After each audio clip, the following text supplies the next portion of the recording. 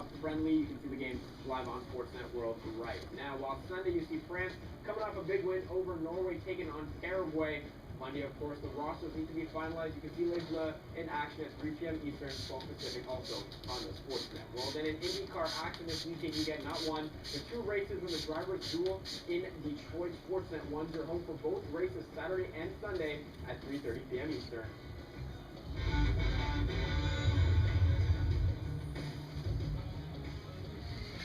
Everybody in Sleeman has a past, determination. But when a smuggling past catches up with you, so does the law. They shut down one of Canada's largest breweries. This is a race! They could turn out the lights, but they couldn't extinguish Sleeman's passion for beer. The proof came 50 years later when the best chapter was to be written. It's a past we refuse to hide because it's true. Like the beer it brought, it's notoriously good. Hey, Coco! Saw your selfie at the poker game on Facebook. Epic! Hey, cool post to my sister's bash. You guys are really look-alike. Really? Coco, I retweeted your shot at Sunday dinner. Look yum. It was. We had a great weekend. Just testing our plan, boss. Good job, Coco. Stay in touch with your social world and get the plan that has what you need. 500 megs a day, unlimited messaging, plenty of talk, Canada Live, and more for just $44 a month.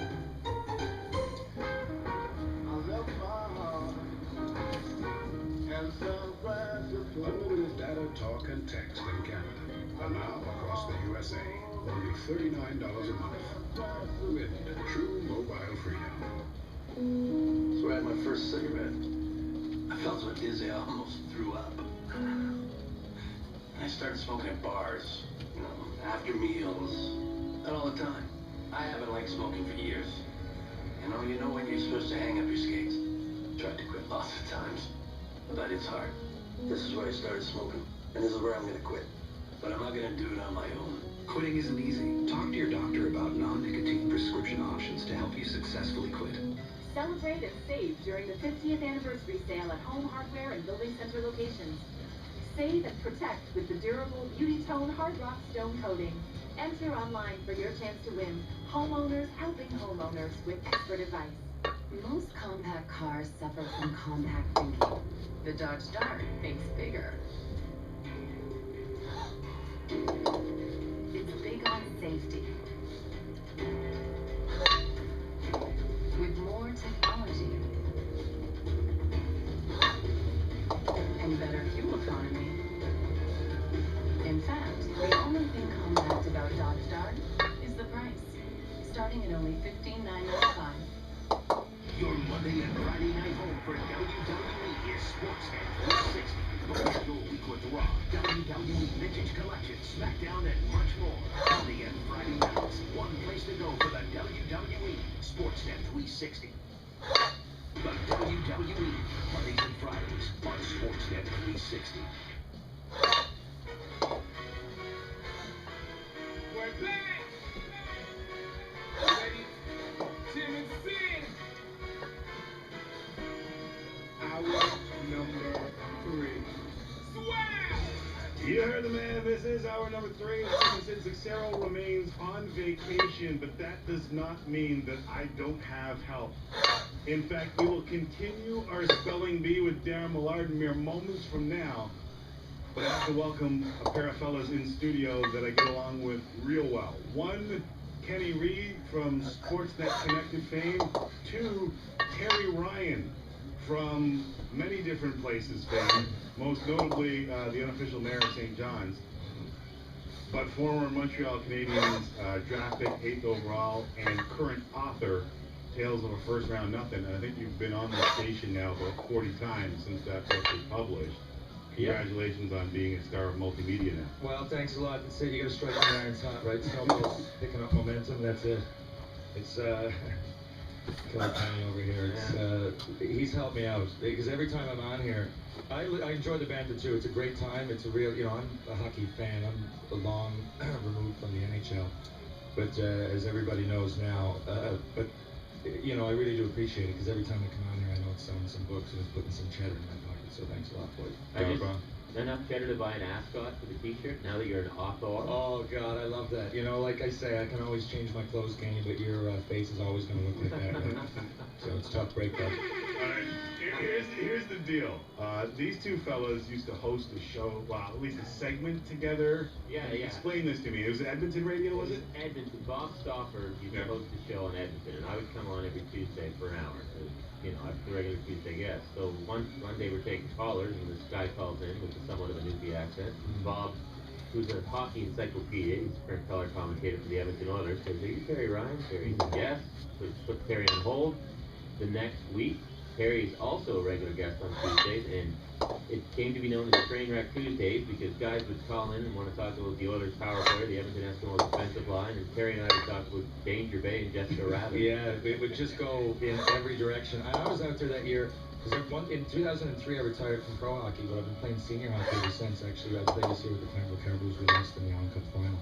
So, you know, I'm still very active in the hockey community, but I wanted to go away, and I had a bad ankle, so I wanted to play over in Europe, but it would have been, you know, it was just hard to play 50 or 60 games on it. So I went out to Bentley, Alberta. I played 1 year for Bentley Generals. We actually ended up losing in the final that year, 07-08 here to Brantford. But what happened was the team would set you up with a good job, so I was what they call hot shotting. I was, you know, I might go load up a truck in the morning and propane or whatever it was, and drive them out. I would normally go to Peace River or Grand Prairie, like 6 or 7 hours away, and you get like $1.15 a kilometer plus, you know, great power. So you're listening to the radio all the time? I was listening to the radio, so the first time I phoned in, it was just boredom. I was and someone called in and said something about, yeah, exactly. And, you know, you guys had good banter anyway, but I think, you know, once we added Trainwreck Tuesdays, we went a whole different direction. It was great, though, because I'm all over the place. I mean, you know, I grew up in Newfoundland for the most part, then I went to the Western League. I played in every pro league in North America.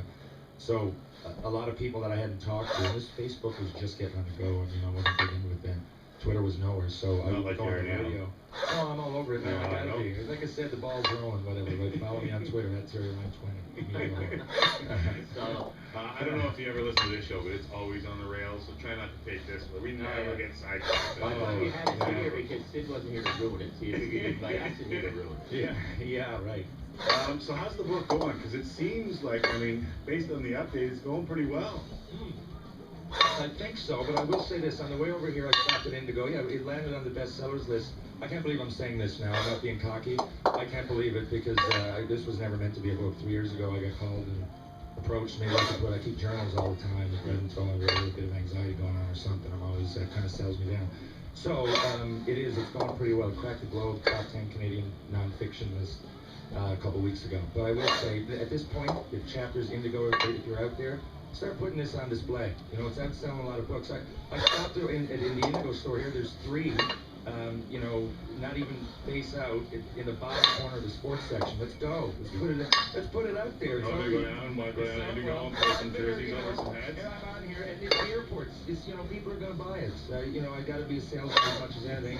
And that's it. If it's not in TO after I'm in doing these primetime sports, after I'm on the Fan 590, you know, I'm up here doing another media tour. Let's do it. You know, you sound like first round, nothing is fun. You sound like an old wrestler cutting a promo. Chapters 8. Yeah. Can you cut one now, calling out Coles, and then we'll do another one along the same line? Hold on. Hold on. Coles now that still it's relevant, I'm exists, cocky. But Coles is owned by Catholic. But I think we should. No, there's no Coles anymore. Yes, Come there's on. a Coles in my neighborhood. Is there a Coles? I did a signing at Coles last week. I didn't know. Coles Notes? That's how I got through high school. Me too. There'll be a Coles Notes version of this. There should be. For the, you know, because a lot of people are coming up to me and going, oh yeah, this is great. And I hate to say, don't buy it. They'll be like, I'm gonna get this for my son. He's Johnny. He's a man of hockey. I want to lay off on that and read that one right now. Wait a little Johnny. Let's wait. Yeah, little Johnny's father, maybe Henry. But anyway. Terry Ryan Kennedy in studio. This is Tim and Sid. So if we were to allow Trainwreck Tuesday to turn to Trainwreck Friday, how would it start? I think it already has, to be honest. Maybe. You can ask Terry about working on Republic Oil. That can take it down. That's what I do now. I had to make a transition over to that world. We could ask what what's the furthest you've ever gone to play hockey? How far away for you, Mikhail, would a pickup or would a rink be too far to go? Like, What do you mean, like for a pickup? no, You're in love with these off the top of your head. This is a connection because if you live in one part of town. East End. Okay. So if I cross the city to go to France, probably that's bad. You wouldn't commit to that league. Yeah, that's about a 45-minute jaunt. I think it's probably about 2 miles. 45 minutes is too much, which Yeah. brings us to this. Pierre, how far would you go, say, if you're living in Alberta to play hockey? Well, different. I was getting some cheddar. You know, it never paid me. I'll I say was that. getting paid to play senior hockey. I go a long way. Wow, do tell the story. It's a good one. Which story? The canoe. From Red Deer to Corner Brook every weekend. Oh, that one. Yes, every When weekend. I was out there, yeah. No. Yeah, Every yeah. weekend, Terry would fly from the I would drive from Red Deer. I went out in 07, 08. I played for Bentley. Actually, you know what? This is a story for volume 2. I'm writing volume 2 now. Thanks a lot, Killer Ken. There's 100 pages. Boom. You know what? The Atlantic Canadians, we all have to go to work eventually. Sure, we always got to. We always got to. A lot of us, especially me with no education at the time, had to use hockey. Like I said, man, and that's all good. I talk about the book is a lot of stories that hockey is the vehicle for making them happen. You know, so that was an experience. But I went out there and, like I said, got hooked up with a decent job.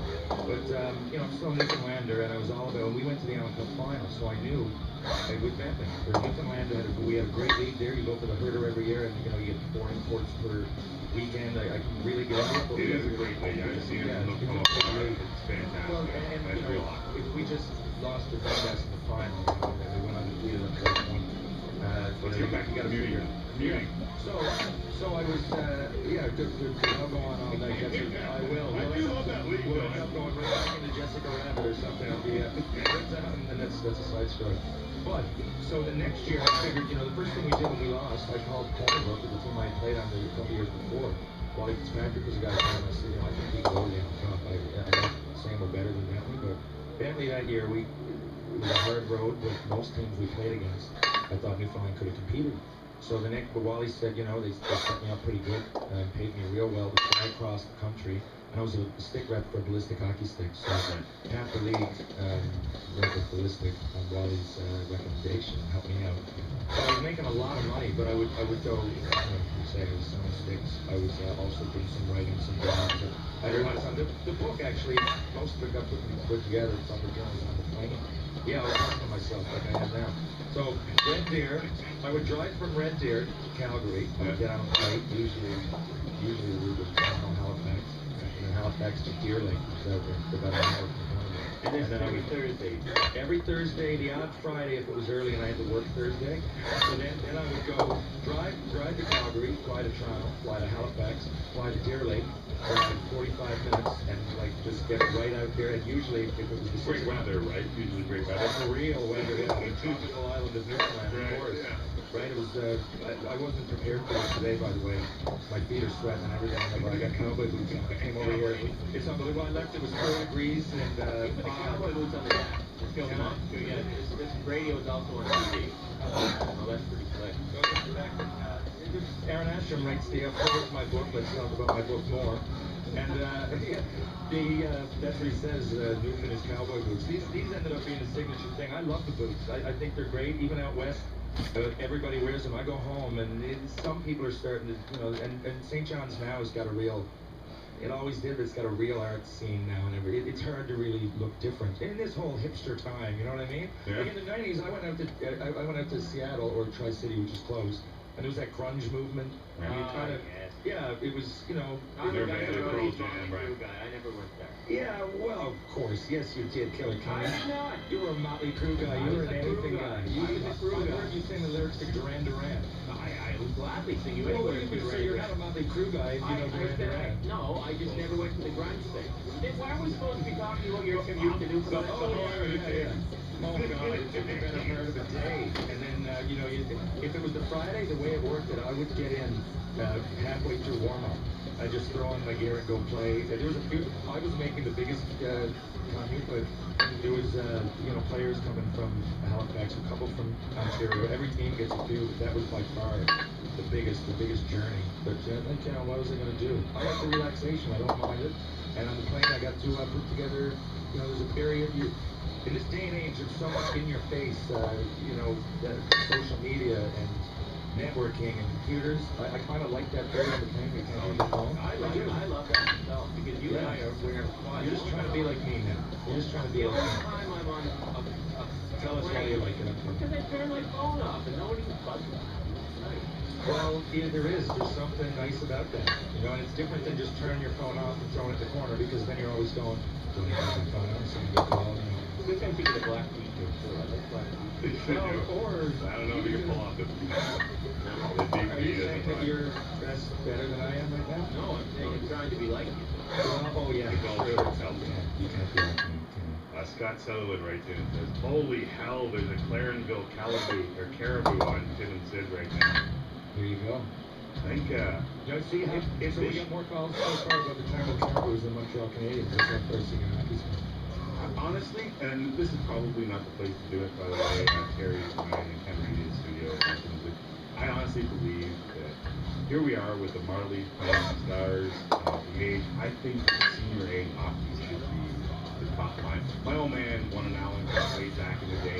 Now, I didn't know this, because when we were talking, we had a few beers that night, and I remember you were referring to it. I didn't know. Hockey DB, Tom Metallic. You want to tell us that? Tom the Bomb. Won the Allen Cup with What did I have with the Windsor Bulldogs? With the Windsor Bulldogs. With the Windsor Bulldogs, and anyway, the senior A loop for me would be so much more fun for small towns to get behind and biggers. You know, like Windsor, that was the biggest. Now they got junior teams, and I know that most of these. But in Canada, why not? Like, why support the AHL?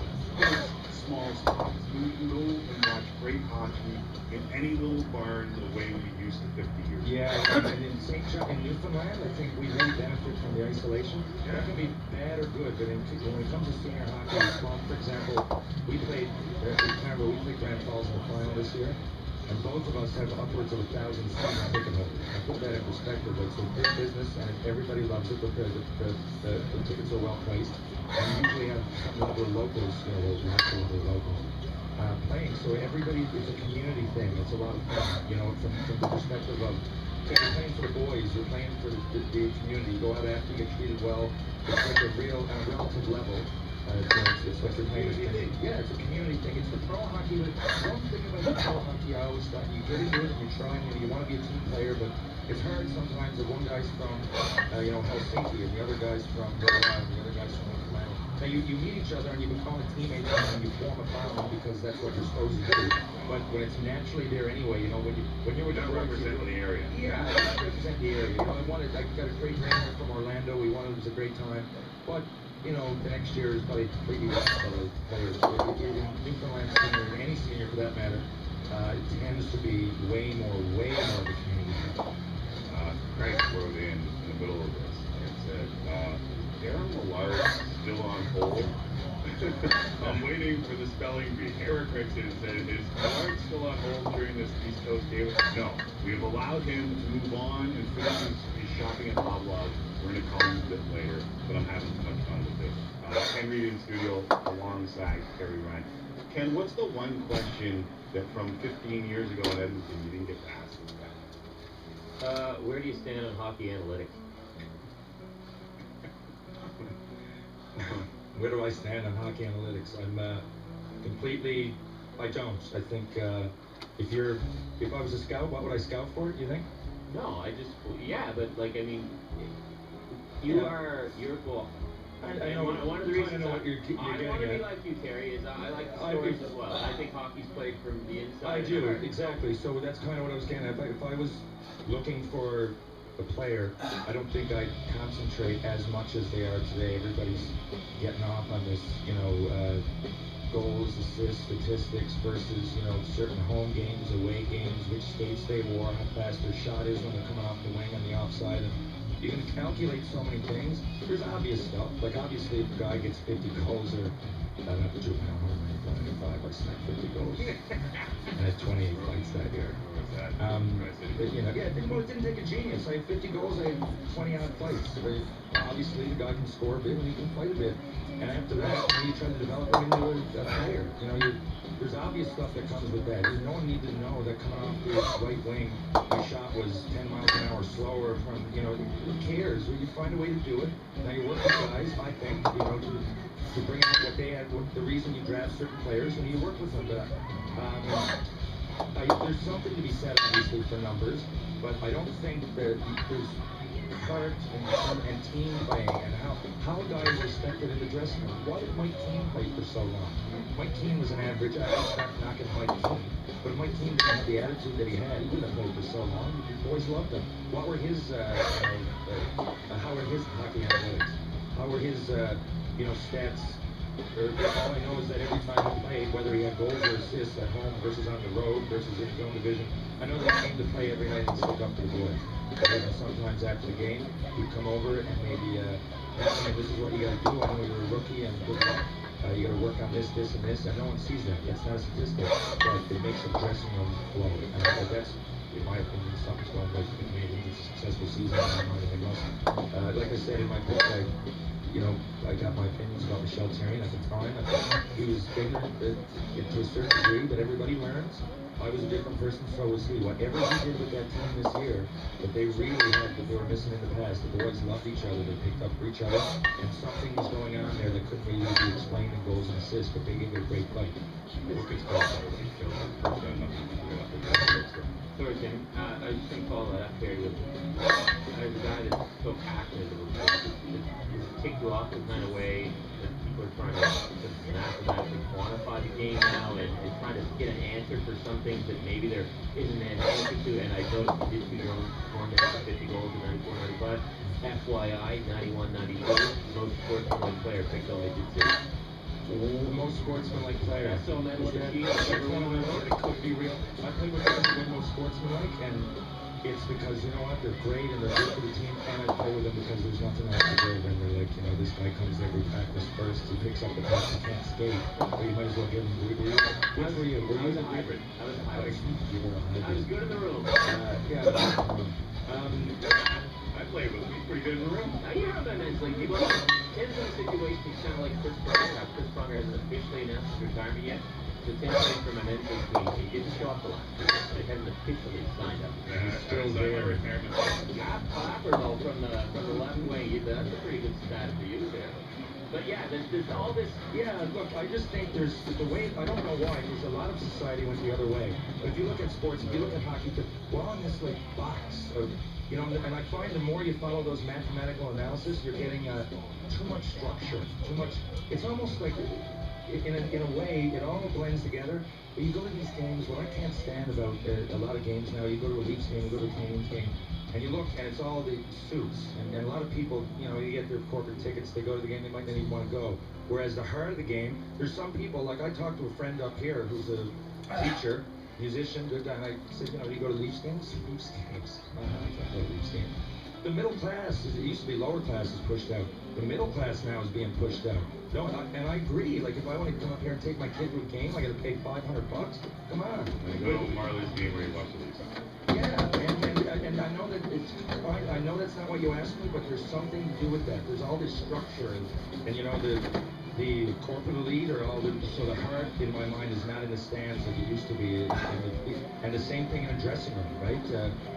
It's this, the feeling in a dressing room now. So you go to camp early, you go to the NHL combine, you come out there, you got to ride that bike. I'm not saying you don't work robots. It's wrong because that's what it's like. Yeah. It's kind of like it's robotic, and there's no even place to be a little bit different. Like when PK Subban, I remember a few years ago, and he used to celebrate after goals, and that was frowned upon. I just think there's just so much. Obviously there's going to be some kind of mathematical analysis. It's a game about putting the puck in the net. If you do more than the other team, you win. Now with that comes, if you hit a lot, you look at it and go, well, Rafi Torres, boy, he leads the league in hits, so he's obviously doing his job. He's the third line, that's what he's supposed to do. but I just think they dissect it way too much. And some guys I played with, you know, and once, I don't know if you'll remember talking to me, but Lyle Oberline, he was a guy that you're never going to see on stats what he brings to the team. But he was great. I know I mentioned it before, but certain people, I've known people longer that maybe were the same kind of guy, but he opened my eyes. It was my first camp. Second exhibition game, I go there, and you know, I was wearing a tip-top tailor suit, and I had these. No, but I guess it was bad. It was bad. It was purple. And it wasn't just a suit. It was purple, and I had this funky tie. I had snakeskin boots on. I just didn't look the NHL part. I didn't. And the second game, I went in my style. I don't know if Lyle remember this. There was a suit waiting there for me. He said, "You're our first round pick." He said, "You had a great." The first game, I fought Steve Leach in the forum. Had a great fight. This was actually a terrible fight in Domi. He was in my book. That was it. You know, that was the kind of guy he was. And I remember him saying, you know, he liked to have the odd beer, and he'd be like, you know, but don't ever burn the candle at both ends if you're going to have beers, and you're going to come out and you like these fancy dinners and everything, you know, he'd go out and pass that some red wine and beer. He'd be like, you'd be the first one in. And he would always be the first one in the dressing room. He'd ride the bike, he'd ride it hard for an hour before practice and sometimes after. But as far as everything else, you can't measure it. You can't. How good was he to me? He made me feel so much better and more comfortable. And I wasn't the only one. So then we all play better because of him. You know, and we're really losing that, and that's the essence of the game, right? I think we're getting really far away from that. I tend to agree. We got a lot of questions rolling in, and guys apparently tweeting in my dad's Hockey TV or League Prospects profiles. Cord writes in and says, "Who's the toughest guy you fought on the ice?" Well, it would have to be Ty Domi, I guess, right? But I fought a lot of the heavies. There's someone that you probably wouldn't have heard of much, Frank Bialowas. I tell the Domi all the time, but you know, my last NHL tilt was with Cam Russell. That was a great one. You can see that one on YouTube.